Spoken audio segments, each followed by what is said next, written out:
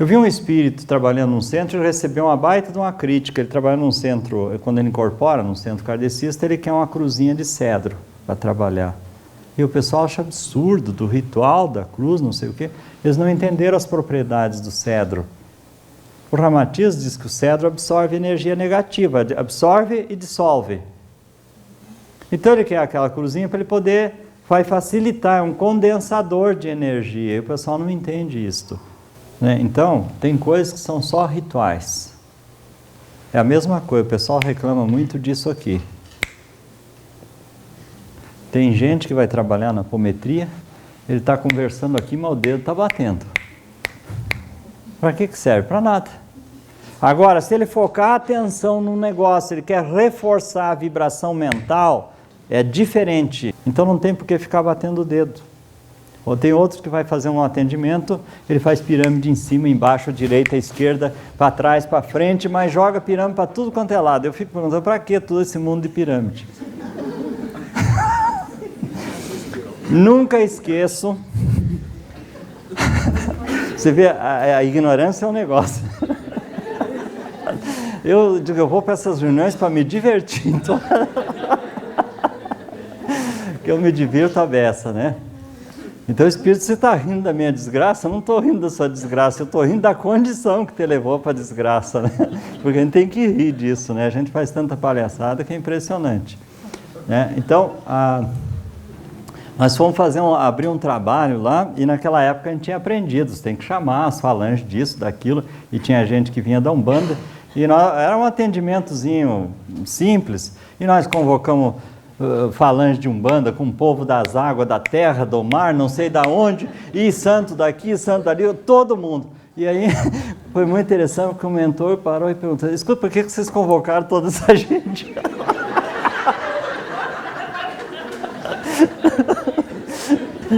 Então a gente viu o ridículo da coisa.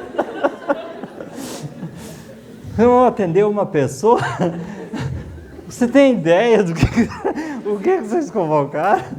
E aí então a gente vai se tocando do bom senso, né? Como a gente falha, né, nesse aspecto, por falta de atenção, de usar a inteligência, né? Para quê?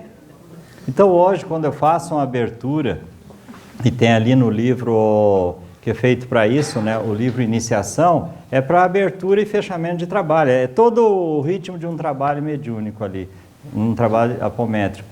Então, se faz uma abertura, você pede amparo ou agradece a Deus, pedindo sempre as vibrações positivas, mas pede o amparo do Mestre Jesus, das instituições do astral.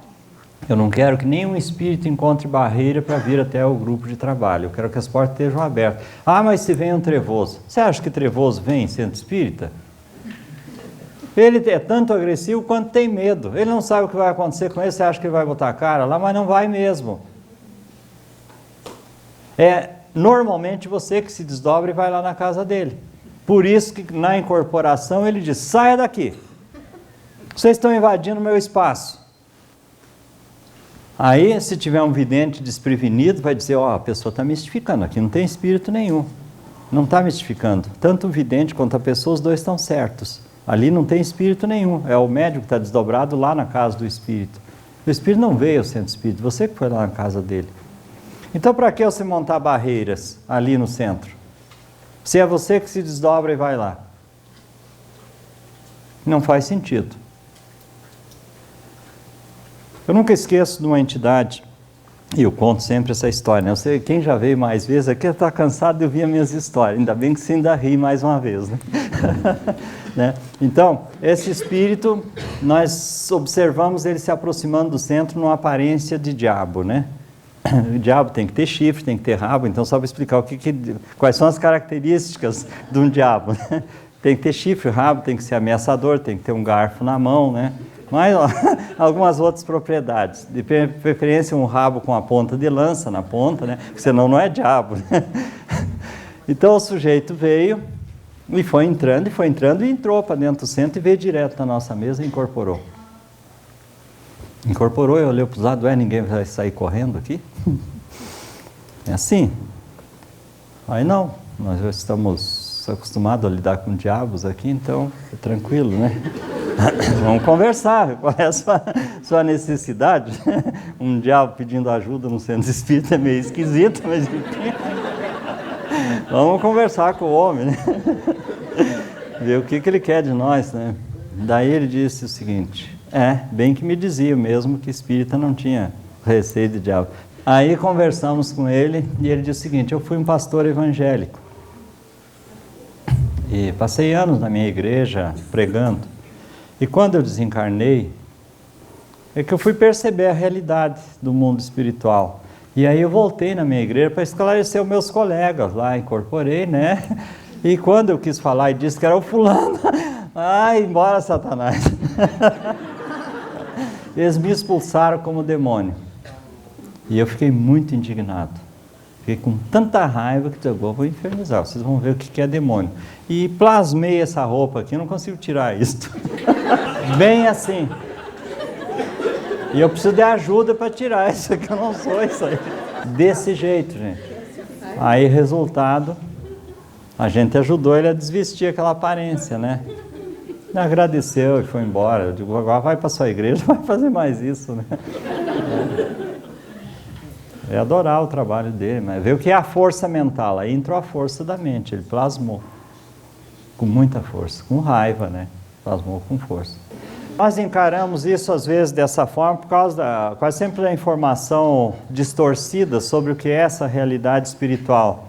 Por exemplo, eu conversei com por teste, não foi nem por caridade, foi por curiosidade. Eu queria saber o que tinha acontecido com esse acidente da Air France agora, né? Como é que as pessoas estavam se sentindo ali? Nós pedimos a presença de um deles para a incorporação. Ele está em estado de pânico ainda, né? Não queria admitir que aquilo tinha acontecido. Então, nosso trabalho, fizemos alguma coisa por ele, pedimos encaminhamento, aquela coisa toda, mas o nosso interesse é em saber como é que era. É um resgate isso aqui. Então, ele diz, os demônios estão comemorando, porque isso é uma coisa do demônio. Não é uma coisa do demônio, é uma coisa da programação divina. Às vezes são resgates coletivos. E que esses espíritos têm todo o amparo da divindade nessa hora. Mas o fato deles terem amparo não quer dizer que o espírito vai ficar bem. Porque às vezes o espírito deixa aflorar naquele momento culpas, raiva, mágoa, pânico, e aí ele nem aproveita o socorro que ele está tendo. É lógico que ele vai ser protegido, mas não socorrido de imediato, porque ele não tem condições para isso. Então é coisa da divindade, não é coisa das trevas. Não resta dúvida que as trevas trabalham muito bem. Eu acho que alguns dos piores domínios das trevas sobre a Terra. Em primeiro lugar, matança de animais. Isso é um dos domínios mais terríveis das trevas sobre a Terra. Outra coisa, drogas. O cigarro é o pior domínio das trevas sobre a Terra, porque ninguém fuma. Vocês conhecem alguém que fuma 20 baseados por dia? 40 baseados? Conhece alguém? Não, maconheiro fuma 1 por dia, 2, coisa assim, às vezes 1 por semana, mas não vai fumar 20. Você vê alguém se drogar, usar coca 20 vezes por dia? Cigarro, as mães fumam, a gestante fuma, os médicos fumam, as enfermeiras fumam, os espíritas fumam, tem a apômetra que fuma. Esse é o pior domínio das trevas sobre a Terra. Então, toda pessoa que se deixa envolver por um vício dessa natureza, vira canal de energia para eles, vai fortalecer a energia deles, porque a pessoa abre brechas para ser vampirizado, né, para se tornar um fornecedor. E, além do mais, tem todas essas consequências terríveis que vêm depois, que só aparecem na outra encarnação. Porque aí a pessoa diz, eu tenho uma saúde de fé, não tem nenhum problema. Ele vai ver na próxima, né? Aí vai aparecer os problemas. Então, nós precisamos de consciência. Então, o domínio das trevas, às vezes, é outra coisa. É o domínio da fofoca, do descrédito. Você vê, aqueles espíritas são tidos como pessoas sérias, zelosas da doutrina e não percebem a influência das trevas quando eles dizem que nós, apômetros, estamos aqui nos estertorando nas nossas vozes roucas, amparados pelas trevas, né? Fazendo o que nós estamos fazendo. Ora, eles estão usando uma linguagem extremamente agressiva.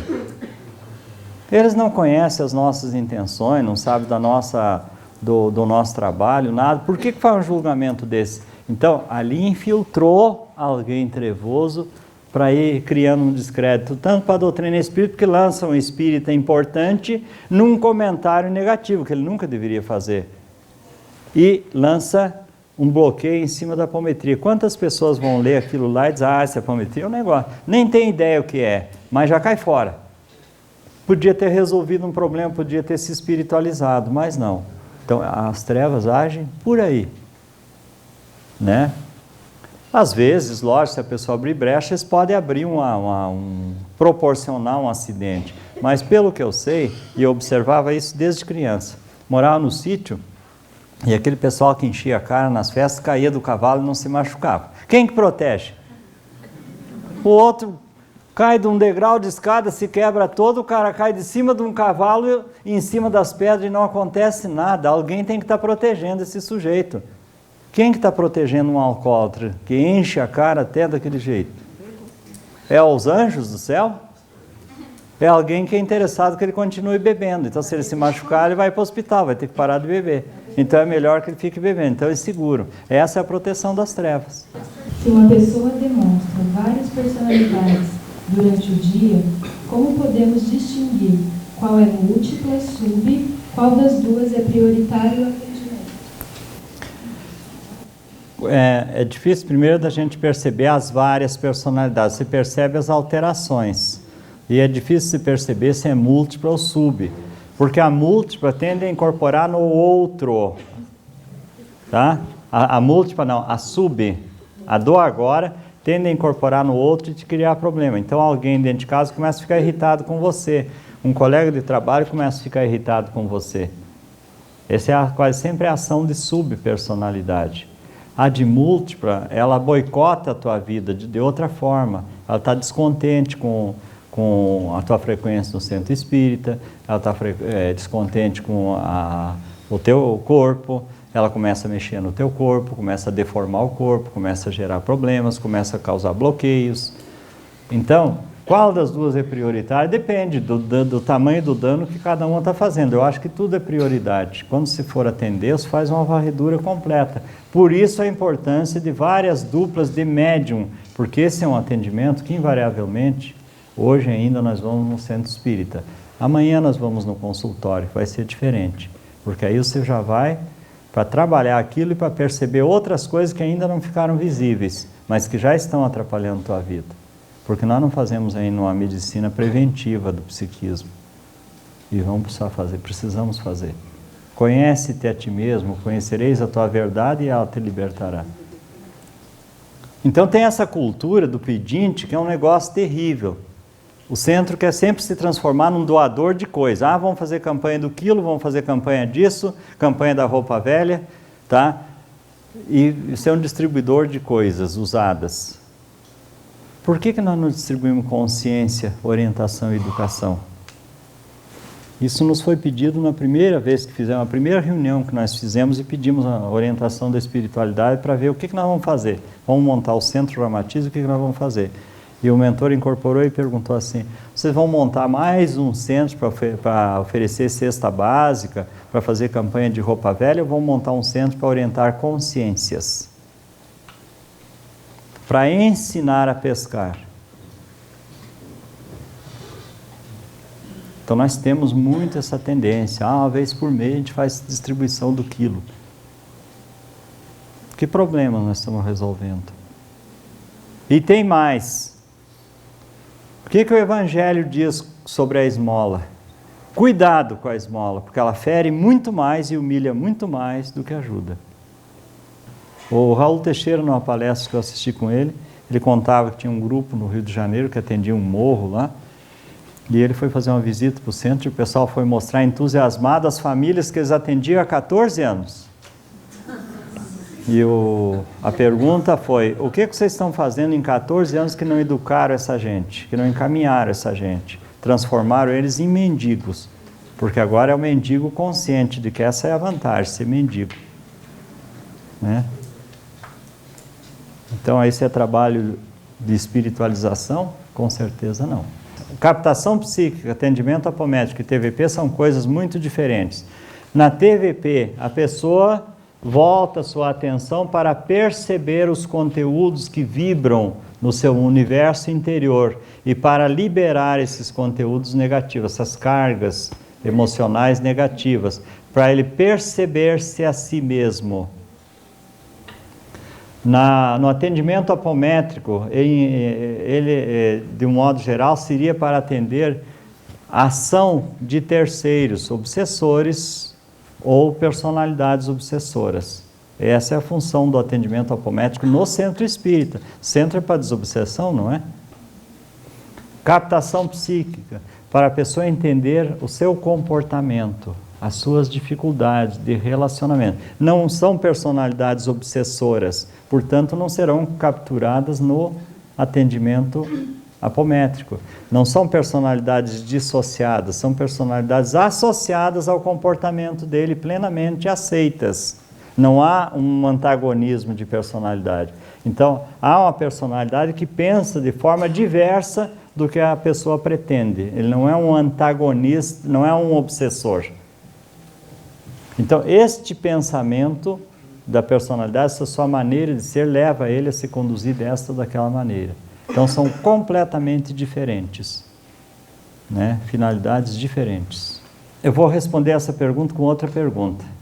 A TVP é ensinada nas faculdades de psicologia e psiquiatria?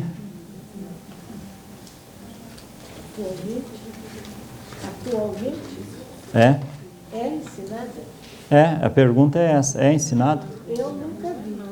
Então, os psicólogos e psiquiatras que trabalham com TVP foram aprender com outros terapeutas que desenvolveram as técnicas. E muitos dos que desenvolveram não passaram por universidades. Eu desenvolvi a minha técnica, não passei. O que eu buscava não estava na universidade. Eu teria ido se estivesse lá. Né? O Freud dizia uma coisa, que os terapeutas, o psicanalista leigo, se tornavam melhores às vezes do que os acadêmicos, né? Eu acho que nós temos que fazer este trabalho que nós fazemos da melhor qualidade para fazer com que isso vá parar dentro da universidade. Da mesma forma que a universidade rejeitava a homeopatia, rejeitava a acupuntura e agora a hipnose, que agora aceitou, vai acabar aceitando a TVP e ela vai ser ensinada daqui a uns anos, mas ainda não é. Então, se disser que tem que ser feita só por esses profissionais, por quê? Eu não posso levar a apometria, querer impor a apometria dentro de um centro federado, porque a proposta é outra, aquilo que nós colocamos no início. Eu tenho que abrir meu núcleo de trabalho dentro da minha proposta. Né? Então, se eu estou dentro de uma casa federada e eu quero trabalhar com apometria, o ideal é que eu saia da casa federada e abra um novo núcleo de estudo e trabalho, com outra proposta. É muito simples. Aí a pessoa fica lá brigando, meses brigando dentro de uma casa espírita, que a casa não aceita e a pessoa quer impor aquilo. Está errado. Não podemos impor na casa dos outros a nossa pretensão. E a mesma coisa é com a TVP. Se ela não é aceita, nós vamos desenvolver um núcleo de trabalho. Não é proibido? Quem disse que isso é proibido? Né? A TVP, ela é um conjunto de procedimentos terapêuticos. Terapia de vida passada. Eu posso usar regressão, progressão, eu uso a psicoterapia convencional, eu uso N recursos. Então, TVP designa um conjunto de procedimentos terapêuticos. Regressão designa o quê? Regressão. Nem progressão, é regressão. Eu acho que nós imaginamos que os espíritos atuam mais do que atuam na realidade. Veja bem, atuar é diferente de influenciar. Porque se tiver um espírito, uma pessoa mal comportada do meu lado, ou nas proximidades, eu posso me deixar influenciar, ou até ela pode me induzir, que é muito diferente de atacar. Ela pode me assediar, que é diferente de atacar. Então, sem dúvida nenhuma, nós estamos mergulhados no mar de correntes de pensamentos. Quem leu Pietro Baldi, As Noures? Então, as correntes de pensamento, as ideias, a energia, a vibração,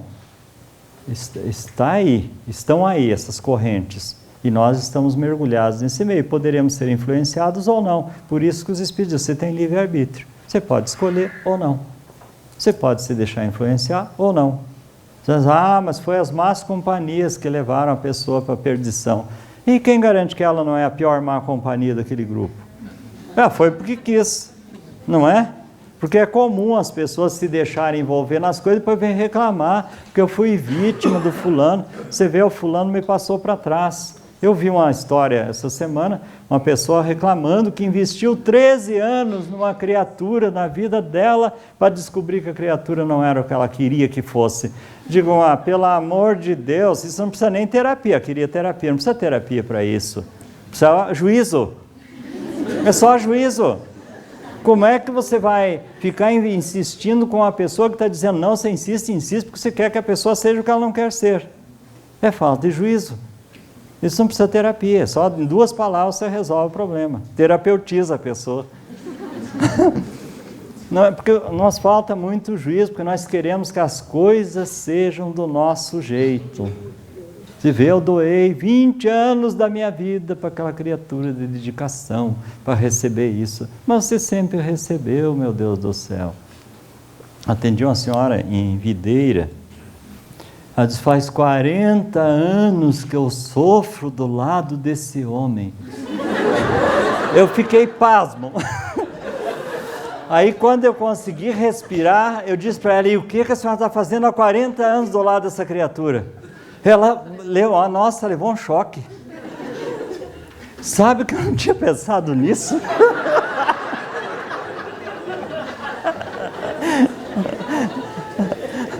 Então, o que aquela criatura precisava? Nem de terapia, precisava acordar só. Ela precisava de um despertador. E as pessoas fazem isso, estão massacradas, mas estão ali investindo. Meu Deus do céu, para com isso. É karma, não é karma. Me disseram lá no centro espírita que se eu sair agora vou ter que voltar novamente. Não precisa voltar novamente, é redundância, né? Bom, é para ficar bem, então, calar fundo, voltar novamente. Vou ter que voltar, então já aguento. Aguenta. Desencarna com a raiva, querendo matar o mundo. Aí não sabe por que desencarnou de câncer, por que foi para os quintos infernos, por nada daquilo, não sabe, porque eu não entendo o desamparo, pedir tanto para Jesus. Não tem o que fazer, porque ela não quer fazer, ela não quer se resolver. Mas é assim, gente, você vai dizer que não é verdade. Nós fazemos isso com as nossas vidas. Como diz o terapeuta, é muito mais fácil dizer que tem uma úlcera do que dizer que não aguenta mais aquela criatura, né? Chega ruim em casa, estou ruim porque não consegue mais um sorriso, não consegue ser natural, então tem que inventar um troço, então inventa uma úlcera. Mas eu estou ruim, não aguenta mais aquela comida, então eu digo o seguinte, eu acho que eu não quero almoçar não, está ruim. Aí sai, dá um jeito, fica por aí, daqui a pouco sai, vai almoçar no restaurante, chegou lá, está ótimo, está curado. Mas isso vai escondidinho, né? Então, a gente não percebe as coisas muitas vezes. Então, a pessoa passa a vida escamoteando, mentindo para ela mesma, mentindo para os outros. Você vê muito isso nos cânceres e na depressão. Nossa, criatura é depressiva. Qual é a causa? Não tem causa, está tudo perfeito. Está perfeito e está depressivo, claro que tem causa. Não, criatura amorosíssima, jamais ia querer ter raiva de alguém. Aí quando você espreme bem, lá do fundo sai uma raiva, um ódio, está depressivo pelo ódio, pelo sentimento de vingança, não pode matar aquela criatura porque é filho, né? Então não aguenta mais, faz depressão. Porque tem que aguentar aquela criatura que está ali pressionando, incomodando, atormentando. Mas é exatamente isso, gente. Experimente fuçar isso na apometria, ver se vocês não vão descobrir essas coisas. E a subpersonalidade, que você começa a tomar uma postura, e a sub tem uma coisa perigosíssima na subpersonalidade e no subconsciente. quando você começa a alimentar um troço aqui, começa a entrar em ressonância com todas as outras frequências iguais das vidas passadas. Aí começa a acordar um mundo de personalidade múltipla, todas ligadas na mesma frequência. Como um cordão, vai puxando e aquilo vai levantando. Cada uma vem mais raiva, vai potencializando aquilo. Aí, de repente, um dia a pessoa faz um absurdo, né? E aí põe a mão na cabeça. Onde é que está a cabeça que eu fiz isso? Nem sabe por que fez, né? Então, nós temos que atentar para os conteúdos que nós guardamos dentro de nós. É lógico e claro que tem situações que nós não podemos nos desvencilhar, mas tem situações altamente desvencilháveis. Eu vejo muitas vezes os pais, já com idade avançada, sustentando o filho vagabundo em casa. O cara tem 30 anos, formado, recebeu a melhor formação, não quer saber de nada, fica ali pedindo dinheiro para o pai. O pai tem que bancar, a mãe tem que bancar. Por que aquele pai e aquela mãe não cortaram isto? Por que não consegue cortar? Você tem que se tratar para poder entender o que está acontecendo por dentro. São essas situações. Porque eu sempre digo, karma, você tem que aguentar uma pessoa, é quando aquela pessoa, por exemplo, você casou com alguém, no mês seguinte o sujeito se quebrou e não se endireitou mais, foi para a cadeira de roda. Isso é karma. Você vai abandonar essa criatura? Se abandonar é crime. Você não pode fazer um negócio desse. Agora, no segundo mês se descobriu que o sujeito tem outra parceria. Aí você vai aguentar, vai consertar aquela criatura, porque é meu karma, eu tenho que consertar. Ah, não, você gosta, né? Você gosta. Mas gosta, sem dúvida nenhuma, gosta de ser sacaneado. Mas é lógico, isso não é karma. Ah, não vou sair porque depois vou ter que voltar. Fique. Né? Fique e aproveite, curta, né? Porque isso não tem nada a ver com karma. Então, gente, o filho, é o que eu disse, até onde nós temos que usar o bom senso para ver até onde dá para ir. Porque tem o filho doente que você não pode largar. Agora, tem o filho vagabundo, que você sabe claramente que ele é vagabundo. Você alimentou a vagabundagem. Você alimentou a vagabundagem dele. Agora, por que continua alimentando? Uma hora você tem que educar. Porque eu vejo muitas situações, gente, isso é com pais e com filhos, com irmãos e com todas as pessoas, com parceiros conjugais e tudo, que um simples não resolveria o problema. Mas a pessoa não diz. Eu vi uma situação lá perto de casa, agora lá, a senhora veio desesperada com o marido. Essa criatura chega aos fins de semana, convida a vizinhança toda para ir lá para a chácara. A gente comprou uma chácara na beira de um rio para ficar sossegado. O domingo passado, eu tive que fazer almoço para 55 pessoas que ele convidou. Eu não aguento mais isso. Digo, então tem uma solução extremamente simples. Até podia mandar você embora com 10 minutos de sessão, você paga a sessão de 2 horas e vai embora. Basta você dizer, não aceito mais. Pronto, não faço comida, não lavo louça, não faço mais nada. Ela saiu dali na dúvida. No mês seguinte, quando ela voltou, e agora? Voltou rindo já. Sabe aquela turma? No primeiro domingo, eles foram para a cozinha fazer comida e lavar a louça. Neste domingo, já apareceu só 10. Tão simples de resolver o problema, meu Deus. Por que não resolveu antes? E vinham lá elogiavam ela, né? E ela achando bonito aquilo, batia nas costas. Nossa, como você faz uma comida boa, fulana. Nossa, essa sobremesa que você fez. Lógico, comer de graça, da melhor qualidade, ainda com gentileza. Tem coisa melhor no mundo? Não tem. Agora, quem está fazendo? E ele ficava importante, né? Sentava lá para hospedar as visitas. Então a importância dele, convidado, cheio de amigos. Uma vez eu fiz esse teste lá em casa também, que tinha um grupo de familiares que todo fim de semana apareciam. Mas tem algo errado nesse negócio. Esse carinho está grande demais. Esvaziei a geladeira. Tirei os uísques que tinha lá, porque naquela época eu tinha empresa, tinha que ter essas coisas, né? Porque você tem que dar veneno para os amigos, né? Então, eles gostam, né? Então eu esvaziei, tirei os uísques, tirei salaminho, queijo, tirei as cervejinhas, deixei vazia a geladeira. Primeiro que chegou lá, estava acostumado, era um cunhado, né? Foi para a geladeira, nada. Foi muito interessante, né? De repente ele já tinha um compromisso, tinha que sair. Só deu uma passada para dizer um oi, porque tinha um compromisso, já não ficou. E o resto foi atrás dele. Então, maravilha, resolvi o problema. Nunca mais ninguém apareceu lá em casa. Porque eles iam porque não era por amizade. Eles iam por causa da festa. Então, às vezes, a gente não se dá conta e continua bancando a preguiça dos outros, a exploração dos outros, a sacanagem dos outros. E você pensa que são amigos. Não são. Então, eu digo, hoje a minha turma de amigos está no Centro Espírita. É lá que eu me reúno com o meu pessoal. A minha sociedade é a sociedade espiritualista. Porque é lá que eu me reúno para a gente trocar uma informação, para se ajudar. Às vezes até vai para algum lugar comemorar também, né?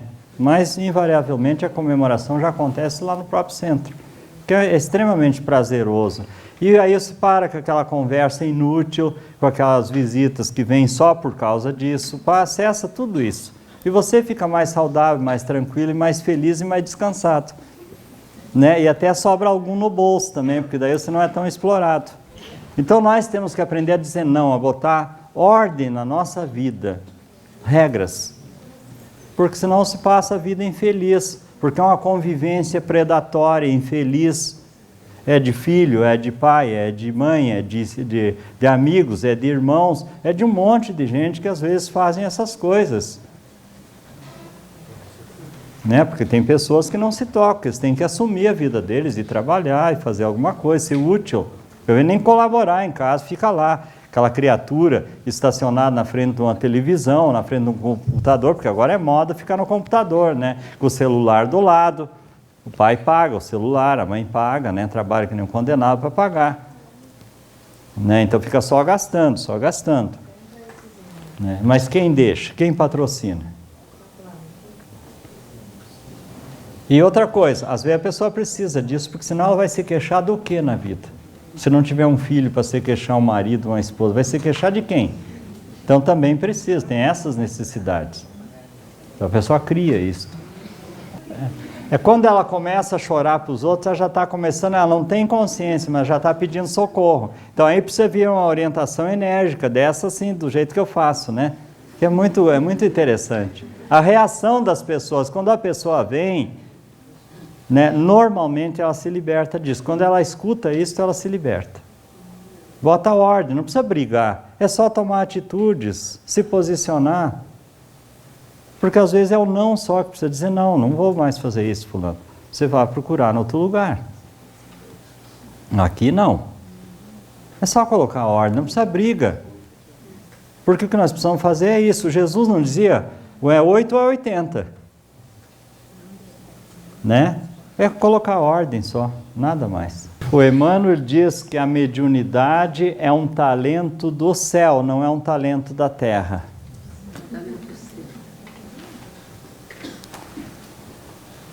Então, ela é doada a pessoas altamente comprometidas. É um recurso que facilita a esta pessoa resgatar-se dos seus erros, pagar as suas dívidas,